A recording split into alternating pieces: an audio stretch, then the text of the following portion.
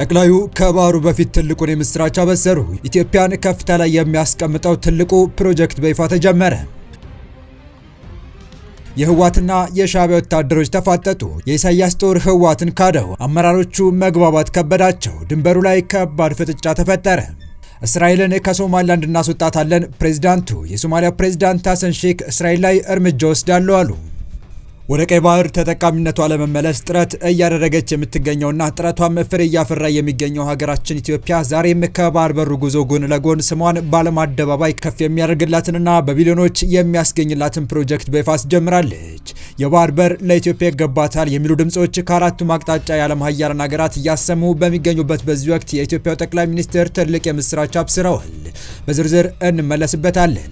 በሌላ መረጃችን ደግሞ ኢትዮጵያ ላይ በጋራ እያሴሩ የሚገኙት ከምርጫ ቦርድ ህጋዊ ሰውነቱን ያጣው ህዋትና የኤርትራው ሻዕቢያ የፈጠሩት ጥምረት ግጭቶችና አለመተማመኖች እየበዙበት እንደሆነ ለማወቅ ተችሏል።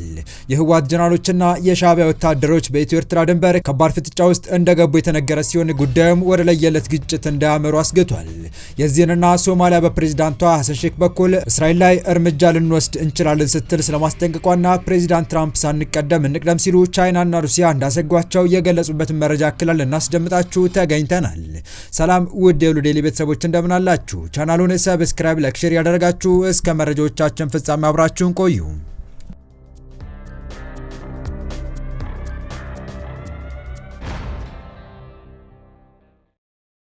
እንኳን አደረሳችሁ። ለመጪው የገና በዓል ልዩ የሆነ የቅናሽ አማራጭ ሜሪት ፕሮፐርቲስ ይዞላችሁ መጥቷል። በመሃል ፒያሳ አራዳ ፓርክ ፊት ለፊት እያስገነባን ባለው ሳይት ላይ ባለ 1 ባለ 2 እንዲሁም ባለ 3 መኝታ በ10% ቅድመ ክፍያ ይዞላችሁ መጥቷል። ምን እሱ ብቻ 65% ቀድሞ ለሚከፍሉ ደንበኞች 35% ልዩ ቅናሽ አመቻችተናል። በቡድን በቤተሰብ ሆናችሁ ለምትመጡ ደንበኞች ልዩ የቅናሽ ፓኬጅ አዘጋጅተን እርሶን በመጠበቅ ላይ እንገኛለን።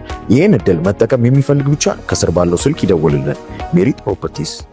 የባህር በር ለማግኘት ጥረት እያደረገች የምትገኘውና ጥረቷም ፍሬ እያፈራ የሚገኘው ሀገራችን ኢትዮጵያ ዛሬም ከባህር በር ጉዞ ጎን ለጎን ስሟን በዓለም አደባባይ ከፍ የሚያደርግላትንና በቢሊዮኖች የሚያስገኝላትን ፕሮጀክት በይፋ አስጀምራለች። ጠቅላይ ሚኒስትር አብይ የቢሾፍቱ ዓለም አቀፍ አውሮፕላን ማረፊያ ግንባታ ስራ አስጀመሩ። ጠቅላይ ሚኒስትር አብይ አህመድ በዛሬው ዕለት የቢሾፍቱ ዓለም አቀፍ አውሮፕላን ማረፊያ ግንባታ ስራ አስጀምረዋል። ጠቅላይ ሚኒስትሩ በማህበራዊ ትስስር ገጻቸው ባሰፈሩት ጽሑፍ የኢትዮጵያን ፈጣን የአየር ትራንስፖርት እድገትና እየሰፋ የመጣውን የኢትዮጵያ አየር መንገድ ዓለም አቀፍ ትስስር ዘላቂ ለማድረግ እየተሰራ ነው ብለዋል። በዚህ መሰረትም ወደ 25 ሚሊዮን የሚጠጉ መንገደኞችን በአመት የማስተናገድ አቅሙ ላይ ከደረሰው አዲስ አበባ ቦሌ ዓለም አቀፍ አውሮፕላን ማረፊያ በተጨማሪ አዲስ ሜጋ ጣቢያ እየለማ ይገኛል ነው ያሉት። ይህ የተለያዩ አውሮፕላን ማረፊያዎችን የመገንባት ስትራቴጂ ኢትዮጵያን የወደፊቷ የአፍሪካ ግንባር ቀደም የአየር ትራንስፖርት በር የማድረግ ዓላማን ያነገበ መሆኑን አውስተዋል።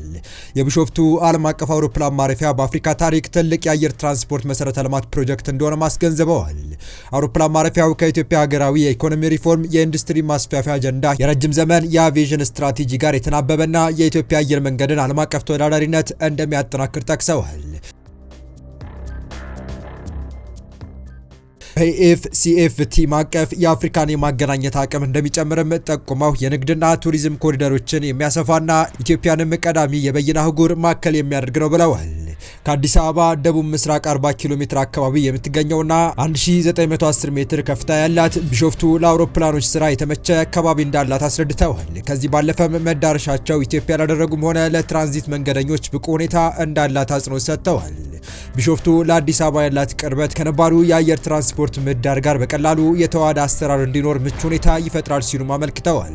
የመጀመሪያው ምዕራፍ የአውሮፕላን ማረፊያ ስራ በአመት 60 ሚሊዮን ተጓዦችን የሚያስተናግድና ሲጠናቀቅም አፍሪካን ከዓለም ቀዳሚ የአየር ትራንስፖርት መናኸሪያዎች አንዷ እንደሚያደርጋት አንስተዋል። በአመት 110 ሚሊዮን መንገደኞችን የማስተናገድ አቅም እንደሚኖረውም ነው ጠቅላይ ሚኒስትሩ ያብራሩት።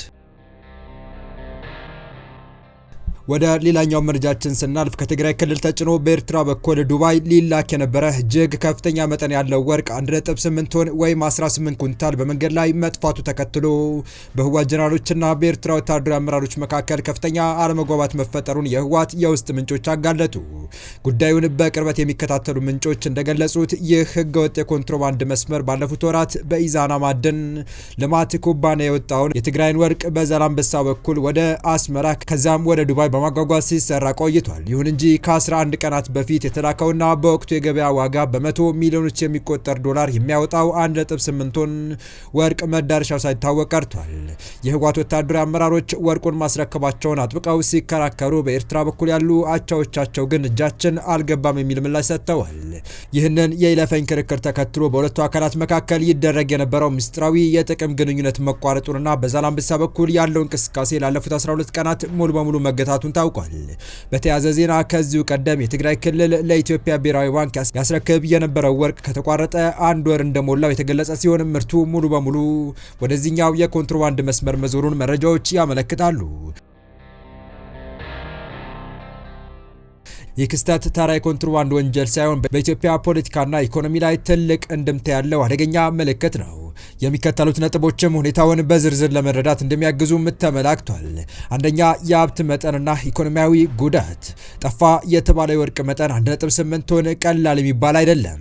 በዓለም አቀፍ ገበያ የ1 ኪሎ ግራም ወርቅ ዋጋ በአማካኝ ከ65000 እስከ 70000 ዶላር ይገመታል። ይህ ማለት 1800 ኪሎ ግራም ወይም 1.8 ቶን ወርቅ ከ117 ሚሊዮን እስከ 126 ሚሊዮን ዶላር በግምት ከ12 ቢሊዮን ብር በላይ ያወጣል ማለት ነው። ኢትዮጵያ በውጭ ምንዛሬ እጥረት ምክንያት መድኃኒትና መሰረታዊ ሸቀጦችን ለማስገባት በምትቸገርበት ወቅት ይህን ያህል ግዙፍ ሀብት ከብሔራዊ ባንክ እይታ ተሰውሮ ለግለሰቦች ጥቅም መዋሉ በሀገር ኢኮኖሚ ላይ የተፈጸመ ኢኮኖሚያዊ ክህደት ተደርጎ ሊወሰድ ይችላል። ሁለተኛ፣ የጠላቶች ጥቅም ጋብቻ። በፖለቲካዊ መድረክ የህወሓትና የኤርትራ መንግስት ግንኙነት የውሃና ዘይት ያህል የማይታረቁ መስሎ ይታያል። ይሁን እንጂ ይህ ክስተት የሚያሳየው የፖለቲካ ጠላትነትን ለህዝብ ፍጆታ የሚውል ፕሮፓጋንዳ ሊሆን እንደሚችልና ከመጋረጃው በስተጀርባ ግን የጥቅምና የዝርፊያ መረቦች ድንበር ሳይገድባቸው እንደሚሰሩ ነው።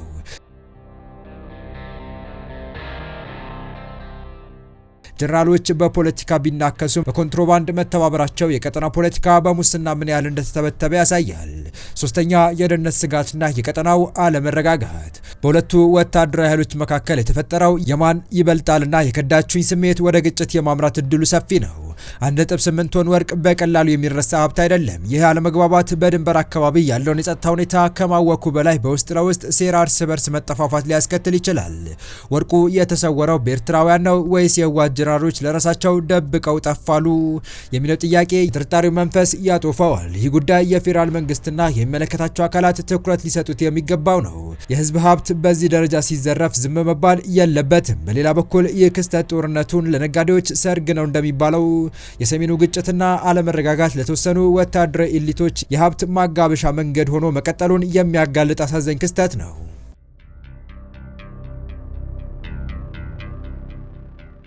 በቀጣይ መረጃ የሶማሊያ ፕሬዝዳንት ሀገራቸው ከአረብ መንግስታትና ከቱርክ ጋር በመሆን እስራኤልን ከአፍሪካ ቀንድ እንደምታስወጣ ተናገሩ።